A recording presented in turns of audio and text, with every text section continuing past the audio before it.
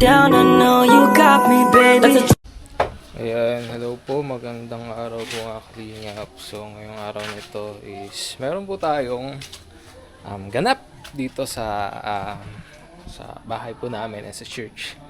And Thanksgiving sa mga senior na kabarangay po natin from Purok 1, 2, 3, 4, 5, saka 6. Ayan po. So ngayon po, mamimigay tayo ng kunting tulong and kumakailan lang din since nasalanta kami ng bagyo. So mabuti na din to na makabot tayo sa kanila ng kunting tulong. And ayan, so na-miss ko rin po ito, yung ganitong feeling na makapag-abot tayo ng na tulong, lingap no. So ayan, kasama syempre natin sila Papa Dong Henry Vlogs, si Mama and members. So ayun po, samahan niyo po kami syempre ang mga seniors, yung mga nandito, kapatiran natin seniors, and ayan, samahan niyo po kami kalingap. Thank you po. Alam niyo ba kung ano ang larawan ng yung sabsaban na yan? Yung sabsaban na yan, tayo. Dahil sa ating kasalanan, lahat tayo nagkasala. Lahat tayo papunta sa impyerno. Bakit?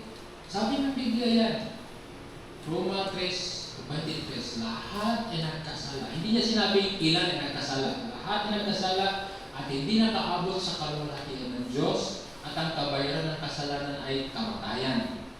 So lahat tayo nagkasala, lahat tayo dapat mamamatay. Saan? Impyerno. Impyerno po tayo. Sinong hindi nagkasala sa atin? Taas naman. Hindi nagkasala. Ilang kasalanan kailangan para sabihin natin makasalanan tayo? Sa totoo lang, kahit wala kang nagawang kasalanan, dahil sinilan tayo, makasalanan. Kaya wag natin sabihin, ikaw nakapatay ka, ikaw nakaikip ka, punta kang impyerno. Hindi! Kahit wala kang nagawang mali, pagkasilang mo sa mundo, sinilang tayo makasalanan, pupunta tayo sa impyerno. Pero mahal tayo ng Diyos. Kaya may Pasko. Ito yung dahilan kung bakit may Pasko. Minsan, ang naisa-isip ng mga bata, lumalaki sila na hindi nila naalaman bakit may Pasko. Ang alam lang nila, may bago, may masarap na pagkain, may lechon. Oh. Tapos yung kaaway mo, gawin mong kaibigan. Tapos pagdating ng Enero, kawain mo ulit. Okay? Mga ganun. Pero ang diwa ng Pasko, dahil sa ating kasalanan, ibinigay niya sa Jesus, Jesus Cristo sa atin, pinakamagandang regalo na dapat matanggap natin. Si Jesus Christ. Ano ang madalas nagawa ng mag-asawa? Pera. Anong dahilan minsan nag-iwalay ang mag-asawa? Pera. Bakit? Punta sa ibang bansa, hanap ng trabaho para sa pamilya. Pag-uwi, wala ng pamilya. Yan, nag-iwalay na. Bato-bato sa langit, tama. Bukulot. Pero yan ang totoo. Kaya hindi man sabihin hindi ako papayag. Ang sasabihin ko lang, hindi ako pabor. Pero sa kanila ang desisyon. We still praying na maayos sila. Okay? So ngayon, tayo lahat papunta sa impyerno. Bata, matanda, dalaga, ginata, may ngipin, wala. Lahat tayo papunta sa impyerno. Pero salamat, may Pasko. Binigay si Jesus. Okay? Yung sabsaban ay larawan ng ating mga pagkatao. Dahil sa ating kasalanan, tayo ay marumi, tayo ay mabaho, madilim, pero isang gabi, tinanggap natin ang ating pong Panginoon, nagkaroon ng liwanag, nagkaroon ng saysay, nagkaroon ng halaga. Hindi pa natin palapakan ng Panginoon.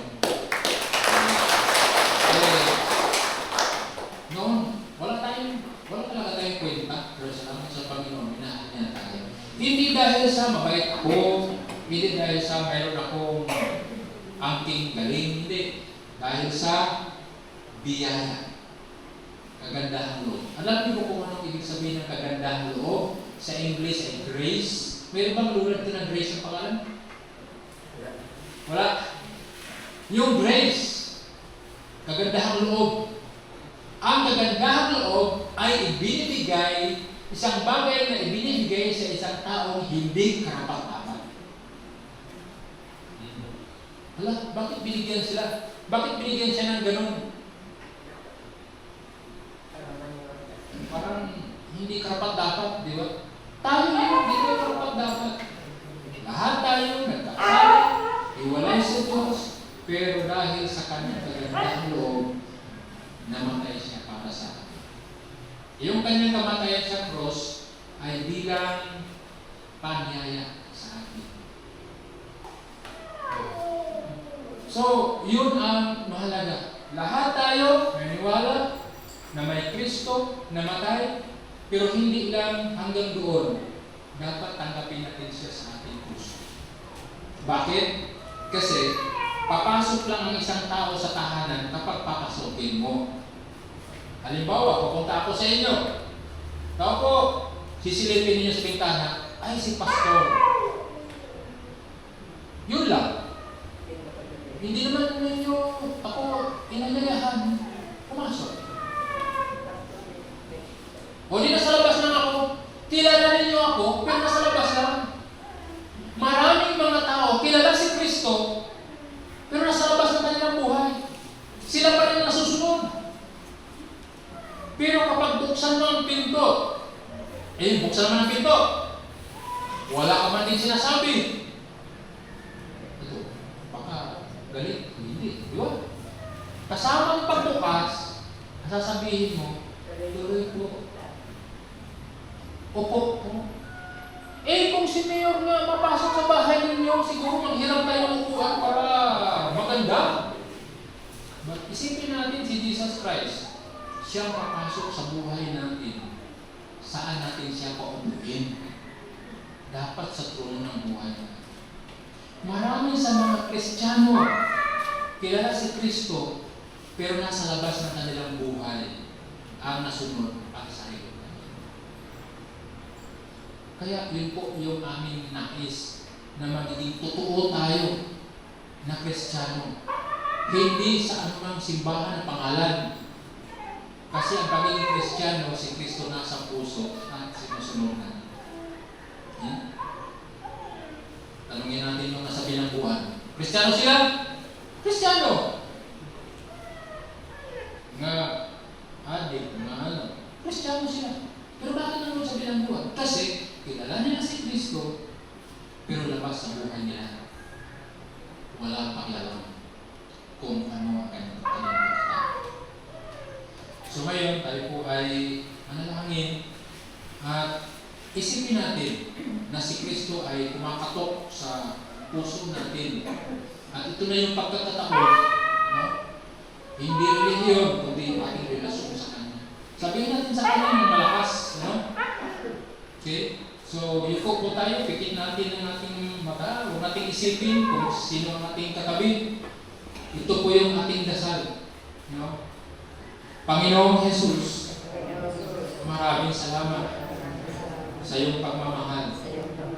Kahit ako ay makasalanan, ikaw ay namatay para sa akin.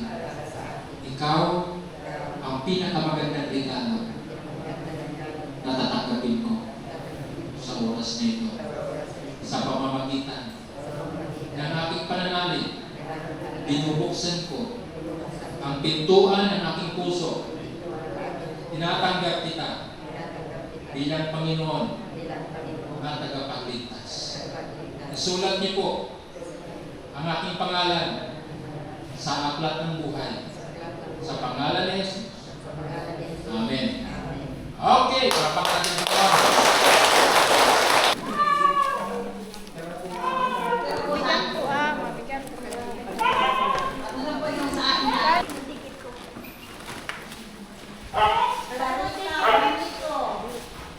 Berarti ka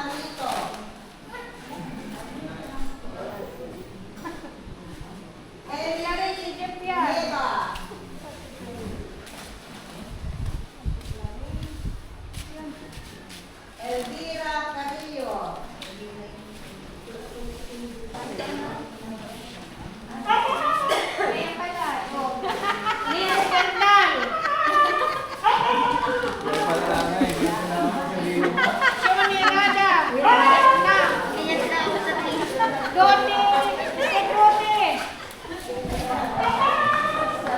Ate Vicky, meron ka na? Tuwa si nanay. Kaya ako nag-aaral. At kung sa Yung plato. Ang sarap. Lagyan mo na ang panada. Tinidor sana. Ano? Plastic. Paper. Sige na po, ako na po tagalagay. siya po yung tagahitan niya. Yan.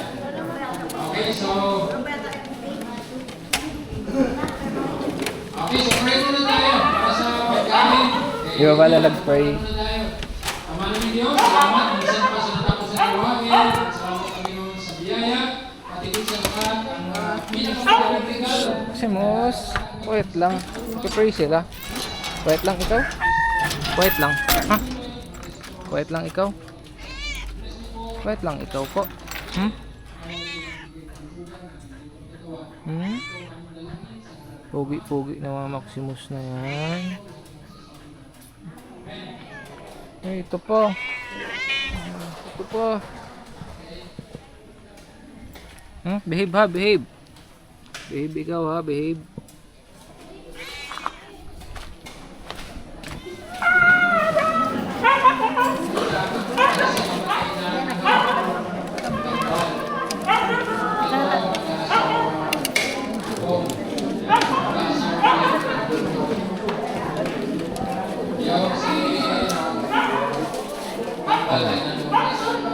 Kaya ang isa.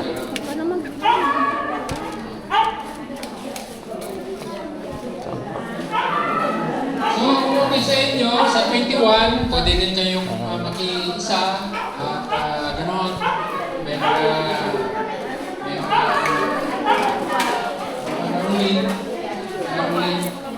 pangaruhin tayo sa Panginoon.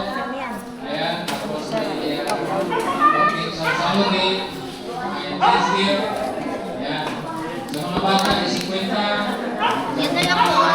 Matanda ay 50. Ayan.